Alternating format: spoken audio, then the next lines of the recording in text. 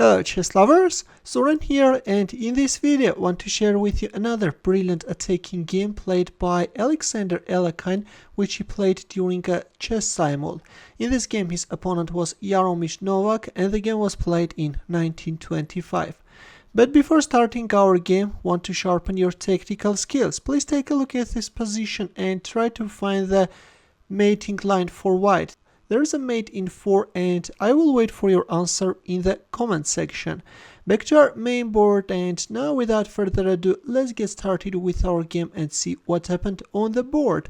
Alekhine opened up with e4 and Novak responded with modern defense g6, d4, bishop g7, knight f3 and c5. Black is instantly starting to challenge white's center, using the activity of the dark squared bishop. c3, c takes d4, c takes d4, knight c6, d5, knight e5, knight c3, a6, and bishop f4.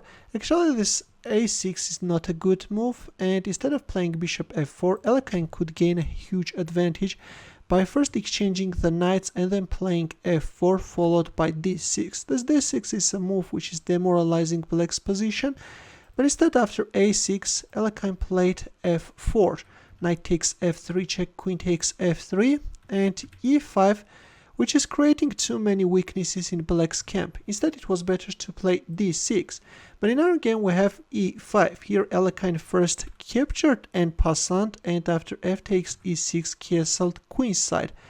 Now, the dark squares are weak, and white wants to play bishop d6. Knight e7 was played, but this is a mistake, after which black's position goes down very quickly. Instead, it was better to play knight h6 with the idea of playing knight f7 and at the same time keeping the eye on d6 square. But in our game we have knight e7, and after bishop d6 black is facing a serious problem. How is black going to castle kingside? That's an issue which black will be unable to solve in this game. b5 was played and e5. With this move, Alekhine both attacked the rook on a8, strengthened his bishop on d6, also blocked black's dark squared bishop diagonal, and at the same time opened up this diagonal for his bishop. Later in our game we will see how the light squared bishop will play a very important role in this game.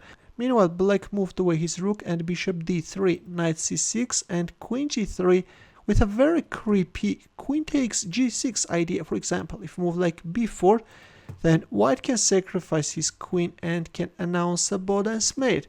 That's why after queen g3, black played knight e7, and this time the h-pawn marched forward with the idea of emphasizing the vulnerability of this pawn on g6. Rook f8.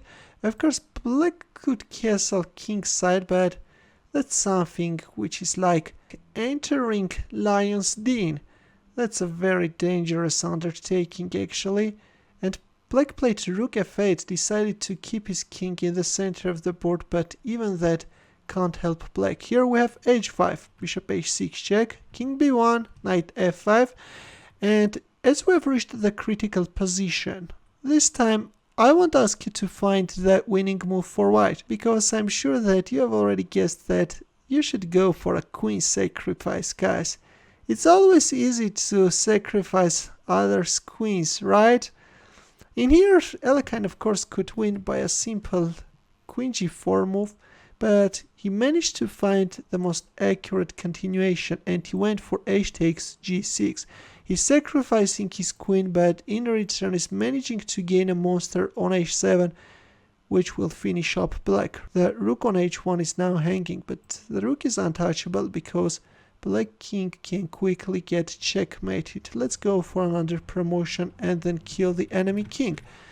In our game, after g takes h7, black played king f7 and f takes g3. White managed to open up the f file as well. King g7. Well, if queen g5, then rook f1 check is coming, followed by rook takes f8. That's why black played king g7, but this time lost the rook on f8. Queen takes f8, rook f1, queen h8, and after rook f6, black resigned. Right now the bishop is hanging.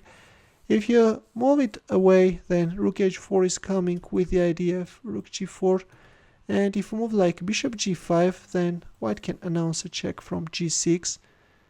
And then rook f1 check is coming, followed by rook takes g5 with rook g8 threat. The pieces are out of the game, you know, just can't help their king, and white is easily winning. That's why after this simple rook f6 move, we have a resignation. Another brilliant queen sacrifice by Alekhine, which I hope that you enjoyed greatly. Thanks for watching. Here are more suggestions for you. Feel free to check them out as well. I will see you in my next video. Take care.